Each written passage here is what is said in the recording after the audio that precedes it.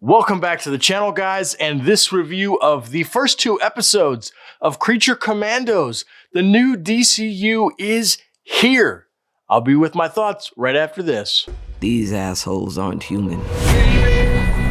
Do you understand me now? Who is she? We call her the Bride. I was born here.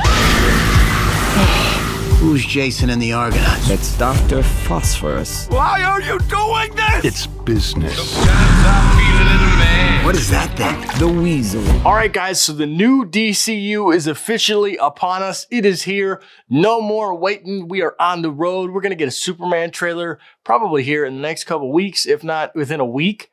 Maybe we'll get a Superman trailer. I don't know. But anyways, it's about the Creature Commandos. What's the Creature Commandos? It is a squad, right? Basically like the Suicide Squad, but with monsters. It's all sorts of different types of monsters from the DC universe, right? This show basically picks up right kind of where James Gunn's Suicide Squad left off.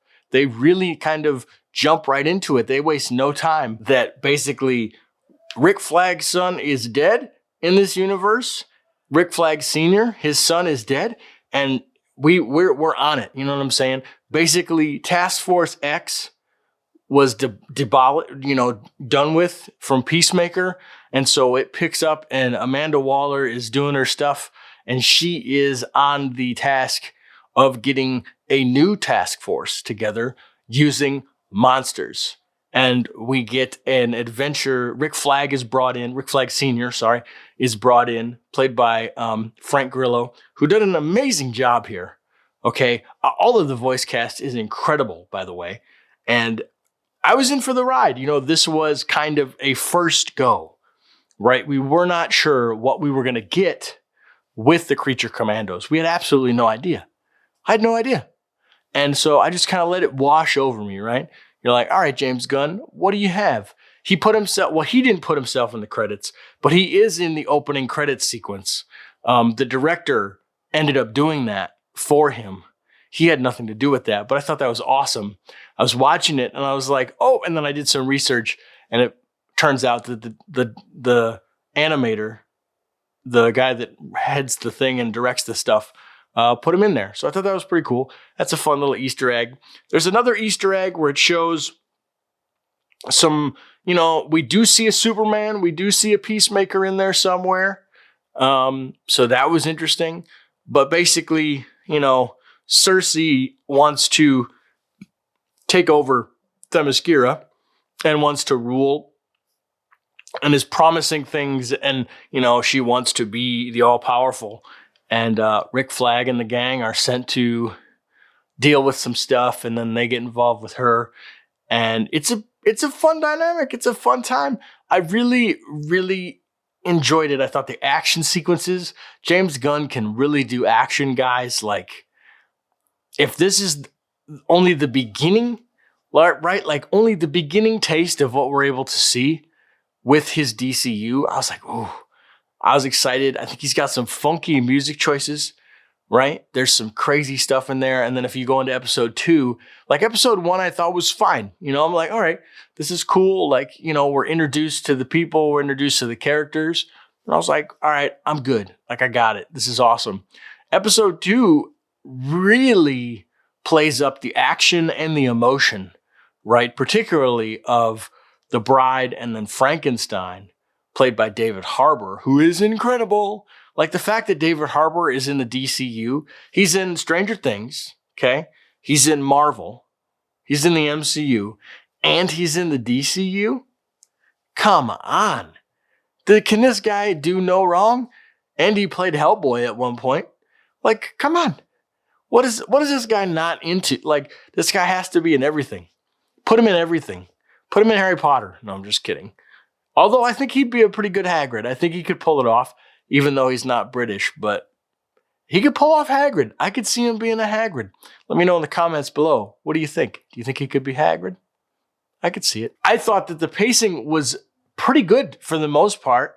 I thought nothing overstayed its welcome, but we got the important information that we needed to, specifically about the Bride and about Frankenstein. And then they have this montage sequence where it goes throughout basically 100 years time where it where we see their relationship develop. And I was like, this is pretty cool. It was cool how they did that in the montage sequences. I think that's something that James Gunn is kind of a master at, especially if you look at the Guardians films even. They are perfectly paced. After this, I was all locked in. I'm invested in these characters. I feel for these characters. There's funny moments. There's mature moments that I was like, whoa. There were a couple things in this episode, these 2 episodes, where I was like, man, like we see full on like nudity in this. You know what I'm saying? Like we see full on naked women. And I was like, whoa, that was not unexpected. I knew it was going to be mature, but for the first episode, I was like, man, all right, here we go. I mean, I got nothing wrong with that. I don't have a problem with that. I kind of enjoyed that. I was like, all right, this is kind of cool. This is interesting. Sign me up. I think this was a nice kickoff to James Gunn's DCU because it's kind of a soft launch, right? Before we get the Superman movie, we get to see an animated version, right? Where you get a taste of what James Gunn is going to be able to do. And also, too, it makes sense because this was, people ask, well, why did this come out first? I don't understand. He was working on this project before he became head of the DC studios, right? So this was already in the pipeline. He had probably already written this before he had gotten that job, before he became the head. So if you already have a project that's pretty much fully almost written, of course you're going to take that work.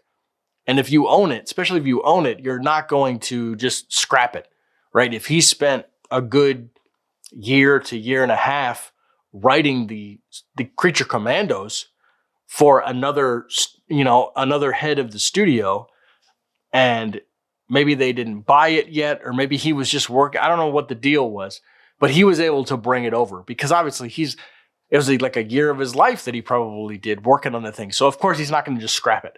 So I could see that thing was written before Superman probably, or in tandem, right? They were being written together or something. I don't know. Because I feel like maybe he was writing a Superman movie. I feel like maybe they'd asked him to write a Superman film. Maybe I'm making that up, but I feel like I heard that somewhere where he was like secretly working on a Superman movie for the old regime before he became the head of DC.